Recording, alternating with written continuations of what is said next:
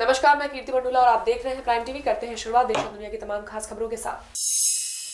अमेरिकी राष्ट्रपति Donald Trump 24 और 25 फरवरी को भारत दौरे पर आ रहे हैं। उनके आगमन को लेकर हो रही तैयारियों पर कांग्रेस के नेता अधीर रंजन चौधरी ने केंद्र सरकार पर निशाना साधा। उन्होंने ट्रंप की तुलना हिंदी फिल्मों के विलन मोगैम्बो से की है। फिल्म मिस्टर इंडिया में दिवंगत अभिनेता अमरीश पुरी ने ये किरदार निभाया था। चौधरी ने दावा किया है कि केंद्र सरकार मोगैम्बो को खुश करने के लिए सब कुछ कर रही है।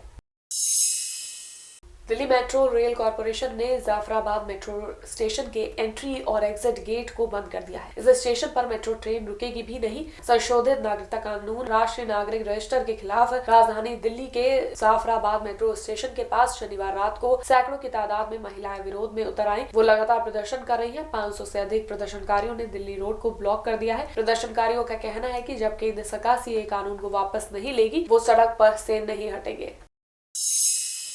कर्नाटक के जल संसाधन मंत्री रमेश जकरीहोली ने अठानी से विधायक महेश कुमाथली को कैबिनेट में जगह नहीं देने पर मंत्री पद और विधानसभा की सदस्यता से इस्तीफा देने की धमकी दी है। उन्होंने कहा, यदि कुमाथली को न्याय नहीं मिलता है तो इस्तीफा दे देंगे। जरकीहोली और कुमाथली उन 17 बागी कांग्रेस और जेडीएस विधायकों में से एक है जिन्होंने एचडी कुमारस्वामी की अगुवाई वाली सरकार गिरने और राज्य में बीजेपी की सरकार बनाने की अहम भूमिका निभाई थी। कांग्रेस नेता मनीष तिवारी ने कहा कि महाराष्ट्र के मुख्यमंत्री उद्धव ठाकरे को ये समझने के लिए संशोधित नागरिकता नियम 2003 पर जानकारी दिए जाने की जरूरत है कि कैसे एनपीआर और एनआरसी का आधार है। तिवारी ने ये भी कहा कि सीएए पर ठाकरे को संविधान के स्वरूप से फिर से परिचित होने की जरूरत है, जिसके मुताबिक धर्म नागरिकता का आधार नहीं हो सकता। कांग्रेस प्रवक्ता तिवारी ने कहा कि महाराष्ट्र के मुख्यमंत्री उद्धव ठाकरे को संशोधित नागरिकता नियम 2003 के बारे में फिर से जानकारी लेने की जरूरत है। बिहार विधानसभा चुनाव इस वर्ष होने हैं और बिहार के मुख्यमंत्री नीतीश कुमार ने अभी से भविष्यवाणी कर दी है। इस बार के चुनाव में 200 से अधिक सीटें एनडीए की झोली में आएंगी। नीतीश कुमार ने ये दावा अपने सरकारी आवास में आयोजित जिला और प्रखंड अध्यक्ष के अलावा क्षेत्रीय पदाधिकारियों की एक बैठक को संबोधित करते हुए किया। नीतीश ने अपने संबोधन के दौरान 2 महत्वपूर्ण बातें कही। एक, बिहार में धर्म, जाति, संप्रदाय या लिंग के आधार पर किसी के साथ भेदभाव का सवाल नहीं उठता। दूसरा, जिन विचारों को लेकर पार्टी आज तक चलती आ रही है, उन विचारों से किसी भी कीमत पर समझौता नहीं होगा।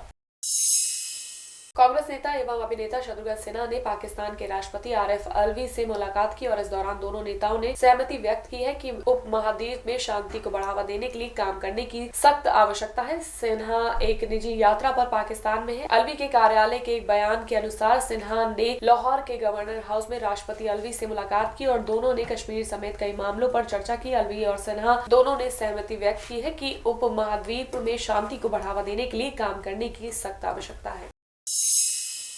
पंजाब पुलिस के प्रमुख दिनकर गुप्ता के करतारपुर कॉरिडोर को लेकर दिए गए बयान पर मचे बवाल के बीच उन्होंने कहा है कि उन बयान का गलत तरह से उपयोग किया जा रहा है और इसे गलत समझा जा रहा है। इस मुद्दे पर विपक्षी दलों ने कड़ी आपत्ति जताई थी और पंजाब के मुख्यमंत्री अमरिंदर सिंह से 24 घंटे के अंदर स्पष्टीकरण देने की मांग की है। गुप्ता ने कहा था, करतारपुर में ऐसी क्षमता है कि अगर आप किसी व्यक्ति को सुबह भेजते हैं तो शाम तक वो प्रशिक्षित आतंकी के तौर पर लौट सकता है। उन्होंने कहा था, वहाँ जाने वाला 6 घंटे तक रहता है, इतने में बम बनाने की ट्रेनिंग ले सकता है। अमेरिका और अफगान तालिबान के बीच शांति समझौते का श्रेय लेते हुए पाकिस्तान के विदेश मंत्री शाह महमूद कुरैशी ने कहा कि उनके देश ने सफल वार्ता में अपनी भूमिका निभाते हुए अमेरिका से किए गए अपने सभी वादों को पूरा किया। अमेरिकी विदेश मंत्री माइक पॉम्पियो ने कहा कि अफगानिस्तान में 29 फरवरी को अमेरिका और तालिबान के बीच एक समझौता हो सकता है। पॉम्पियो के अनुसार अगले सप्ताह अमेरिका तालिबान समझौते पर हस्ताक्षर हो सकते हैं। ऐतिहासिक समझौता अमेरिका के सबसे लंबे विवाद को समाप्त करने का मार्ग प्रशस्त करेगा। चीन से शुरू हुआ कोरोना वायरस अब दुनिया भर में फैल रहा है। दक्षिण कोरिया में अब तक कोरोना वायरस से 556 मामले सामने आ चुके हैं। दक्षिण कोरिया और चीन में रविवार को कोरोना वायरस के नए मामलों में वृद्धि दर्ज की गई। दक्षिण कोरिया में तेजी से फैलने वाले इस कोरोना वायरस पर दक्षिण कोरिया के प्रधानमंत्री ने स्थानीय चर्च और एक अस्पताल को जिम्मेदार ठहराते हुए गंभीर स्थिति करार दिया।